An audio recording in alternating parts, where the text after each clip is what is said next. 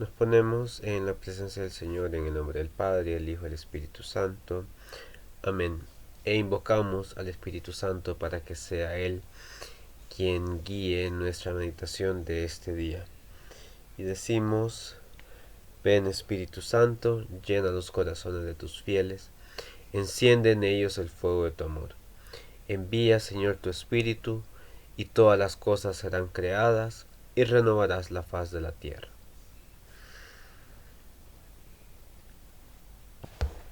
Después de haber llamado la inspiración del Espíritu Santo, vamos a leer el texto que nos ocupa el día de hoy. Vamos a meditar un pasaje tomado del Evangelio según San Juan, capítulo 2, versículos del 1 al 12. Evangelio según San Juan 2, 1, 12. Del Evangelio según San Juan. 3 días después se celebraba una boda en Caná de Galilea, y estaba allí la madre de Jesús. Fueron invitados también a la boda Jesús y sus discípulos. Al quedarse sin vino, por haberse acabado el de la boda, le dijo a Jesús su madre: no tienen vino. Jesús le respondió: ¿qué tengo yo contigo, mujer? Todavía no ha llegado mi hora. Pero su madre dijo a los sirvientes: hagan lo que él les diga. Había ahí 6 tinajas de piedra, destinadas a las purificaciones de los judíos, de 2 o 3 medidas cada una. Jesús les dijo: llenen las tinajas de agua. Ellos las llenaron hasta arriba. Sáquenlo ahora, les dijo, y llévenlo al maestresala. Ellos lo llevaron. Cuando el maestresala probó el agua convertido en vino, como ignoraba de dónde era, los sirvientes, los que habían sacado el agua, sí que lo sabían, llamó al novio y le dijo: todos sirven primero el vino bueno, y cuando ya están bebidos, el inferior. Tú, en cambio, has reservado el vino bueno hasta ahora. Este fue el comienzo de los signos que realizó Jesús en Caná de Galilea. Así manifestó su gloria, y creyeron en él sus discípulos. Después bajó a Cafarnaúm con sus discípulos, su madre, sus hermanos y sus discípulos. Pero no se quedaron allí muchos días. Palabra del Señor. Vamos a volver a hacer una lectura de este texto, que es tomado del Evangelio según San Juan, capítulo 2, versículos del 1 al 12. Del Evangelio según San Juan. 3 días después se celebraba una boda en Caná de Galilea, y estaba ahí la madre de Jesús. Fueron invitados también a la boda sus discípulos. Al quedarse sin vino, por acabarse el de la boda, le dijo a Jesús su madre: no tienen vino. Jesús le respondió: ¿qué tengo yo contigo, mujer? Todavía no ha llegado mi hora. Pero su madre dijo a los sirvientes: hagan lo que él les diga. Había ahí 6 tinajas de piedra, destinadas a la purificación de los judíos, de 2 o 3 medidas cada una. Jesús les dijo: llenen las tinajas de agua. Ellos las llenaron hasta arriba. Sáquenlo ahora, les dijo, y llévenlo al maestresala. Ellos lo llevaron. Cuando el maestresala probó el agua convertida en vino, como ignoraba de dónde era, los sirvientes, los que le habían sacado el agua, sí que lo sabían, llamó al novio y le dijo: todos sirven primero el vino bueno, y cuando ya están bebidos, el inferior. Tú, en cambio, has reservado el vino bueno hasta ahora. Este fue el comienzo de los signos que realizó Jesús en Caná de Galilea. Así manifestó su gloria, y creyeron en él sus discípulos. Después bajó a Cafarnaúm con su madre, sus hermanos y sus discípulos. Pero no se quedaron allí muchos días. Palabra del Señor. Vamos a hacer una tercera lectura de este texto para terminar de interiorizarlo, tomado del Evangelio según San Juan, capítulo 2, versículos del 1 al 12. 3 días después se celebraba una boda en Caná de Galilea, y estaba allí la madre de Jesús. Fueron invitados a la boda Jesús y sus discípulos. Al quedarse sin vino por haberse acabado el de la boda, le dijo a Jesús su madre: no tienen vino. Jesús le respondió: ¿qué tengo yo contigo, mujer? Todavía no ha llegado mi hora. Pero su madre dijo a los sirvientes: hagan lo que él les diga.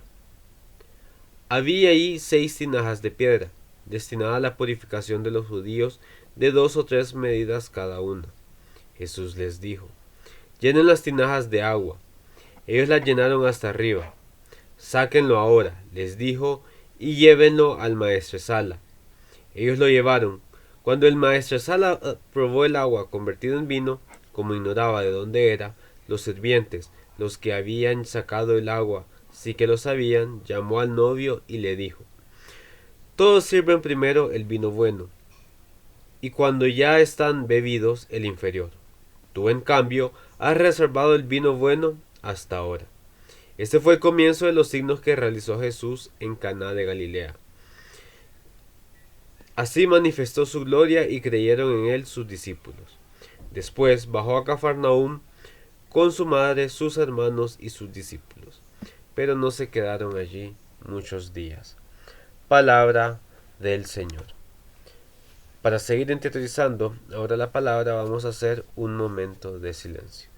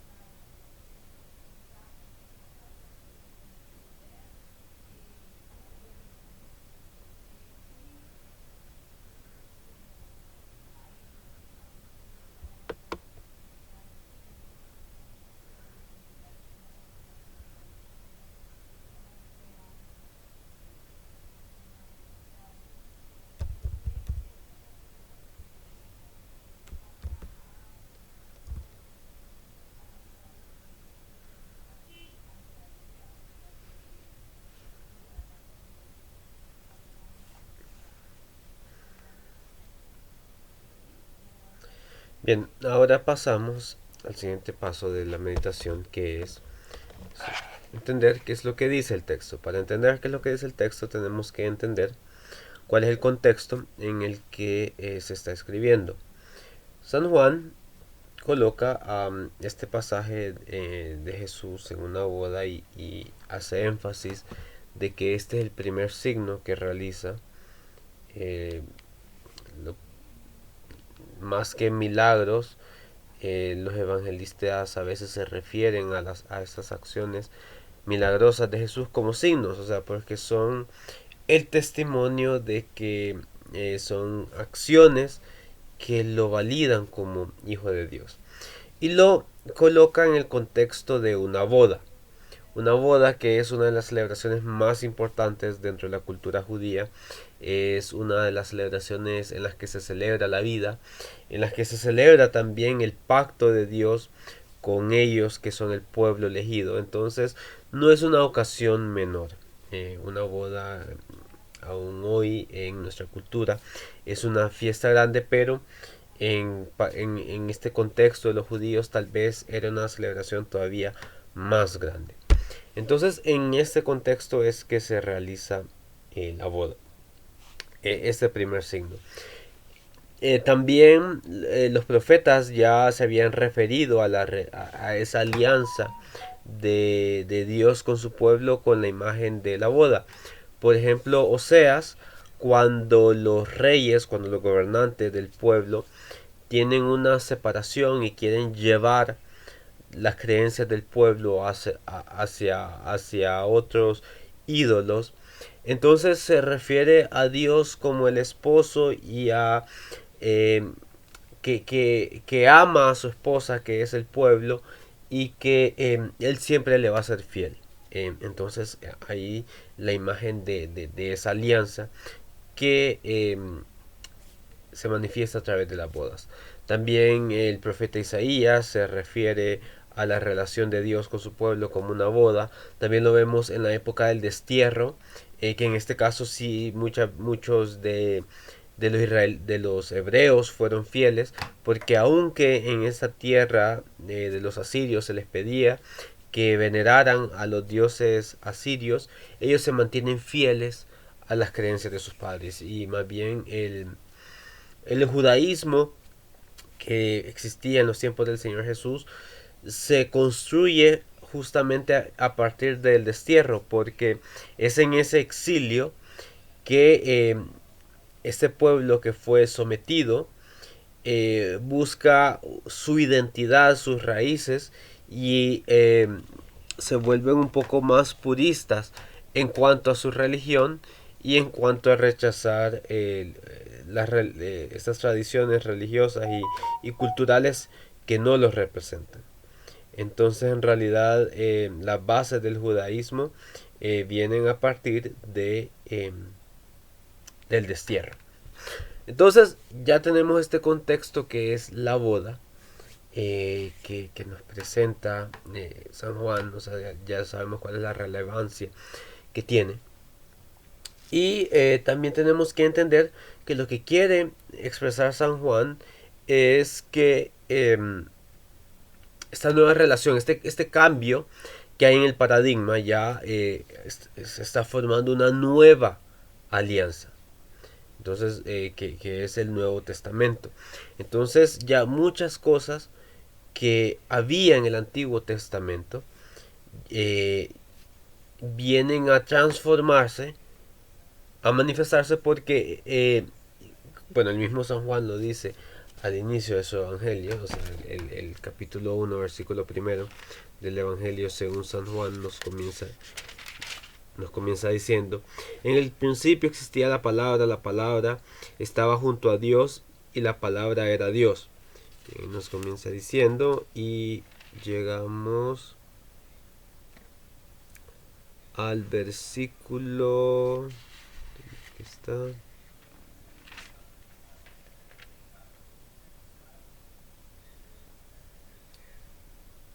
es las tinieblas.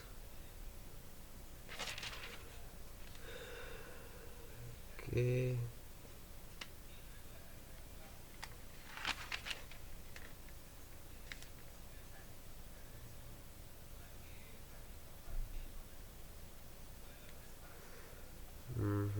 hizo la vida, brilla la luz, brilla en las tinieblas, un hombre estaba lleno, lo hizo de la luz y brilla en las tinieblas, como envía no la luz en el mundo. Estos no creyeron en su sangre ni desearon las palabras, y se puso entre nosotros. Bueno, pero vean dónde está, que nos dice que llegada la plenitud de los tiempos fue que vino Cristo a nosotros. Entonces ya es aquí cuando para complementar el testimonio de la palabra de Dios se necesita ya esta nueva alianza que es el Nuevo Testamento. Entonces aquí Juan es que lo va manifestando. Entonces comienza el texto, capítulo 2, versículo 1, 3 días después. Entonces pongámonos en contexto. Lo que viene diciendo Juan, que empieza en el versículo 19 del capítulo primero, nos empieza hablando del testimonio de Juan Bautista. Y nos cuenta que Jesús se llegó a bautizar. que fue en ese momento la voz que clama en el desierto, que era Juan el Bautista, y nos dice que esto ocurrió, a ver, le preguntaron, ¿por qué bautizas entonces si no eres el Cristo ni Elías? Juan le respondió, yo bautizo con agua, pero entre ustedes hay uno a quien no conocen, que viene detrás de mí, que yo no soy digno de desatarle las sandalias. Esto ocurrió en Betabara, al otro lado del Jordán, donde estaba Juan bautizando. Al día siguiente, al ver a Jesús venir hacia él, le dijo, he aquí el Cordero de Dios que quita el pecado del mundo. Entonces, y aquí es cuando Jesús se hace bautizar por Juan. Y ya comenzamos a contar los días. Aquí si se fijan en el versículo 29 del capítulo primero, nos dice ya al día siguiente. Entonces, después, cuando pasamos al siguiente pasaje del Evangelio según San Juan, que es después del bautizo, que es el llamado de los discípulos, comienza también diciendo al día siguiente. Juan se encontraba de nuevo ahí con dos de sus discípulos. Luego en el versículo 42, otra vez nos encontramos con al día siguiente. Jesús quiso partir a Galilea y encontró a Felipe y le dijo, sigue. Entonces aquí ya vemos que lo hemos visto 3 veces, esto que nos dice Juan al día siguiente. Entonces ya han pasado 3 días. Lo encontramos primero en el versículo 29, luego en el versículo 35 y una vez más en el versículo 43. Entonces ahí ya vemos que han transcurrido 3 días. Y ahora, en el capítulo 2, versículo 1, empieza diciéndonos Juan 3 días después. Entonces ya son 6 días después, este es el 6º día. Entonces esto nos recuerda al pasaje del Génesis, cuando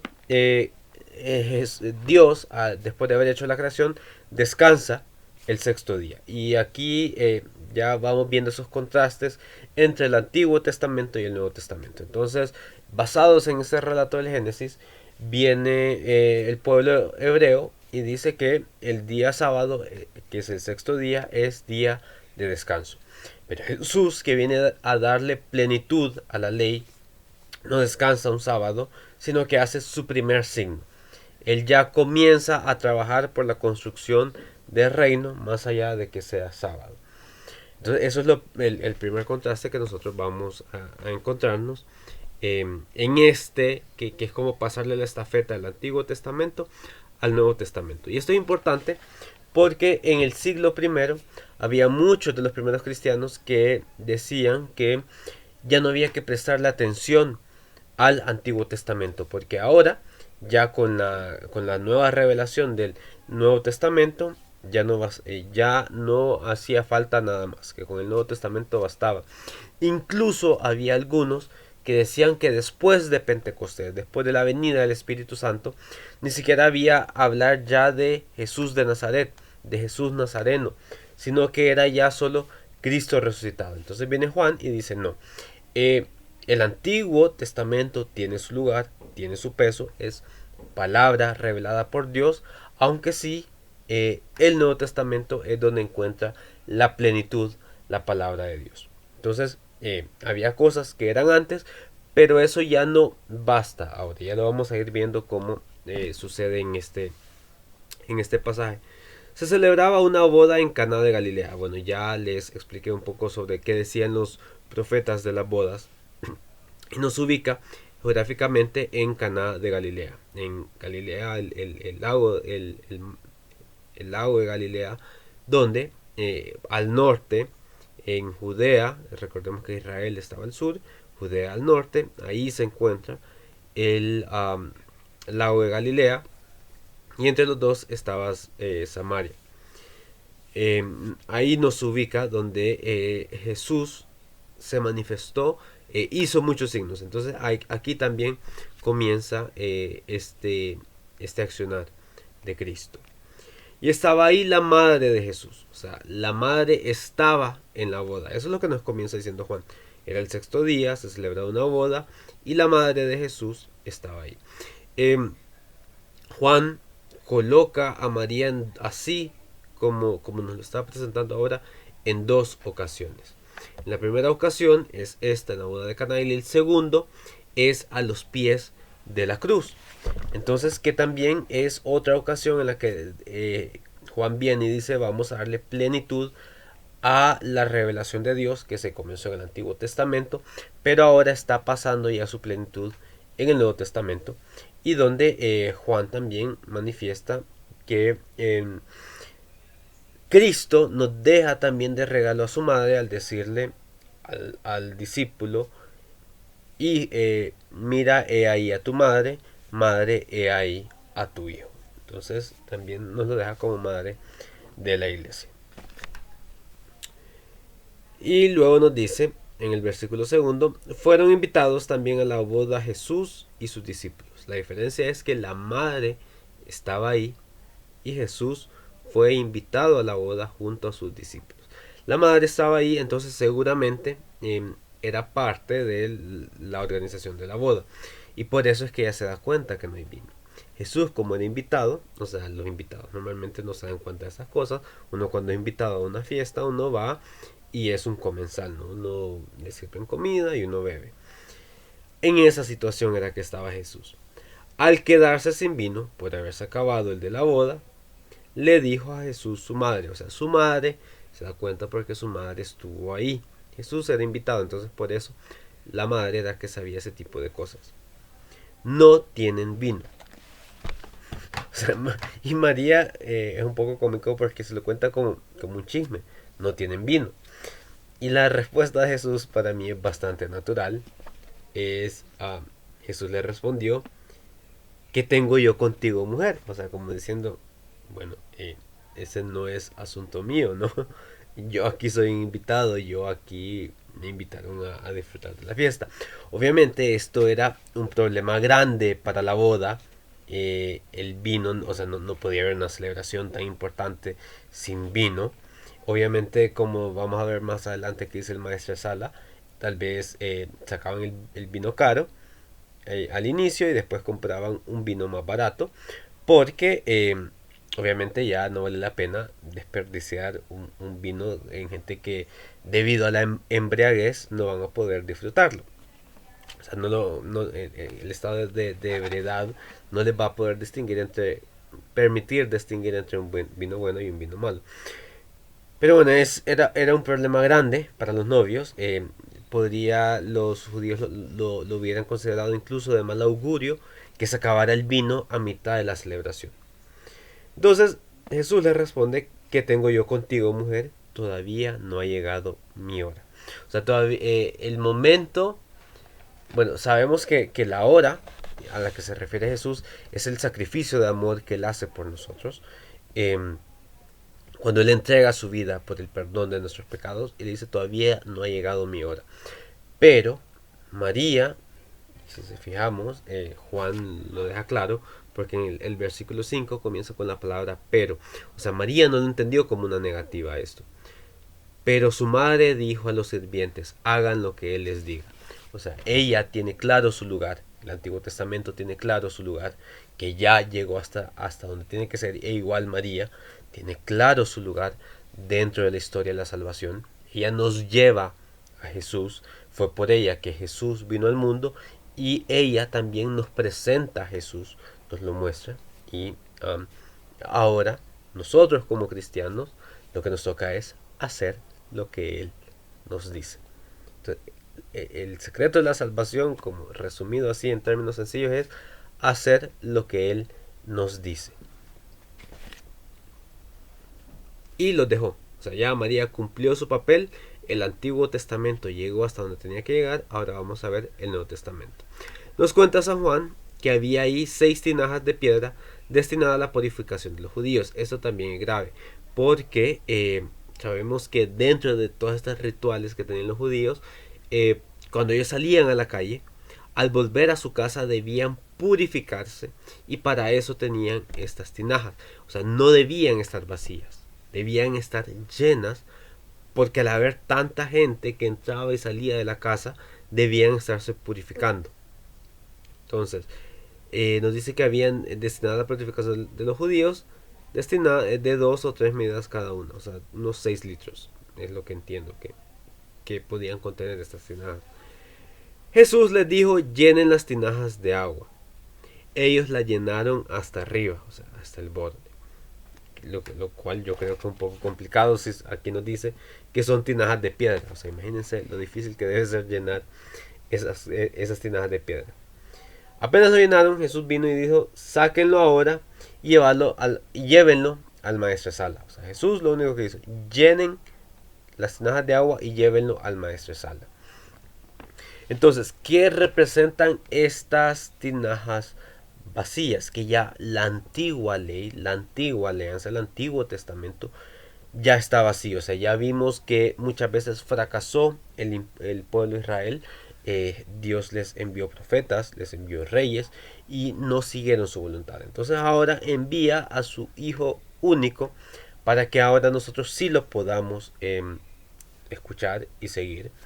Y en este último intento, ya como el pueblo elegido no, no fue fiel, entonces ahora ya la predicación en el Nuevo Testamento va hacia todas las naciones, y es así como la palabra de Dios llega a nosotros, que no somos parte de ese pueblo elegido. Pero ya en el Nuevo Testamento la palabra de Dios sí nos llega a nosotros. Entonces eso significa que Él viene a llenar estas tinajas del Antiguo Testamento, que el agua del Antiguo Testamento ya se vació, o el vino también, si lo queremos ver así, que el vino que se acabó en la boda del Antiguo Testamento ya no basta. Entonces tiene que venir esta nueva alianza. Cuando el maestresala probó el agua convertido en vino, como ignoraba de dónde era, los sirvientes que la habían sacado sí que lo sabían, llamó al novio. Si se fijan, todo esto hasta ahora aparecen los novios en este relato. O sea, Juan nos comienza a decir que esto pasó en una boda, pero no es hasta ya casi el final de este relato que aparece el novio. Todo esto sucede, Dios actúa más allá de las autoridades, más allá de lo que quienes quieren tener el control nos dicen que deberían ser las cosas. Así actúa Dios. No necesariamente tiene que seguir las leyes, sino que Él hace lo que está bien, más allá de que sea de acuerdo a lo que las autoridades quieran o no. Dios quiere siempre el bien.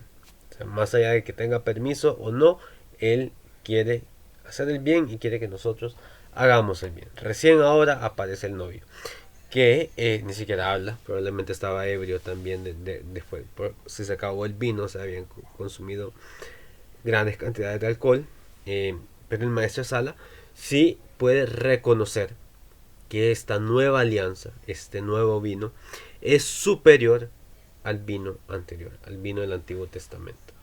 Y se lo hace decir, como ya se lo había dicho: todos sirven primero el vino bueno, y cuando ya están bebidos, el vino inferior. Tú en cambio has reservado el vino bueno hasta ahora. Y ahí termina el relato. Lo que nos dice Juan después: este fue el comienzo de los signos que realizó Jesús en Caná de Galilea. El primero de los signos. Y está claro, no nos llama milagros, los llama signos porque así manifestó su gloria y creyeron en él sus discípulos. Los que llamamos milagros, que están en la escritura, son signos para que nosotros creamos en él, ya que en él se va manifestando su gloria. Termina el relato. Después bajó a Cafarnaúm con su madre, sus hermanos y sus discípulos, pero no se quedaron ahí muchos días porque ya había comenzado su obra. Era momento de que comience la predicación y se abra en una nueva epifanía eh, este mensaje de Dios a todas las naciones. Entonces ahora, siguiente paso, vamos a meditar qué es lo que me dice el texto. Vamos a hacer un momento de silencio para meditar qué me dice el texto. ¿Cuál de estos relatos o cuál de estos hechos dentro de ese relato del Evangelio según San Juan llaman más mi atención?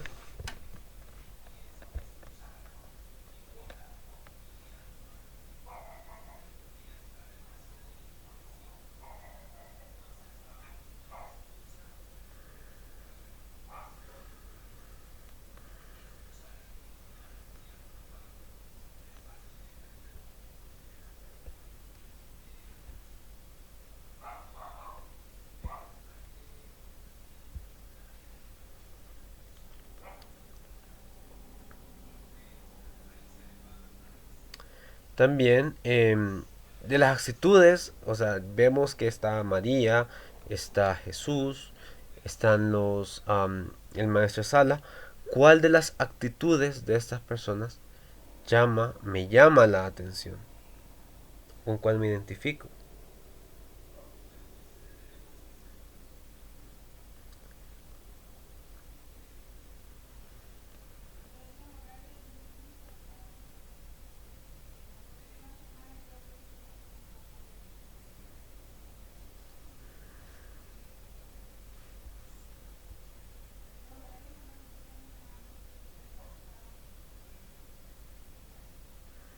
Si yo veo mi vida como una fiesta, como esta fiesta de esta boda, ¿cuáles son las carencias que hay en esa fiesta?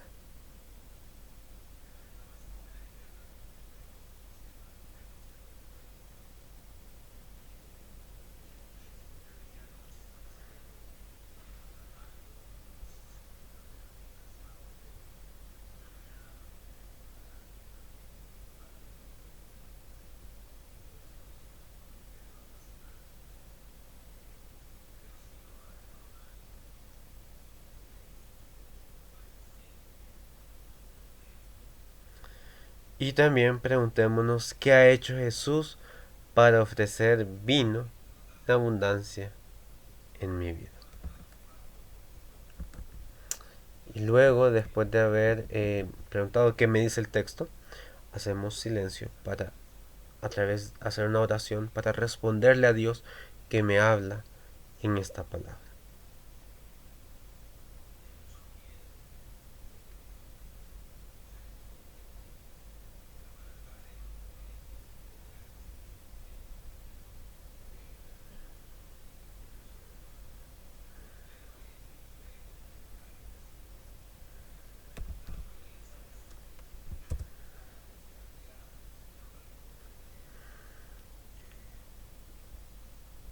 Y después de haber meditado en esta palabra, después de haber escuchado la palabra de Dios, después de haberla interiorizado, después de haber respondido a Dios en esta palabra, es momento de que nos comprometamos a que esta palabra nos guíe en nuestra vida hacia un cambio.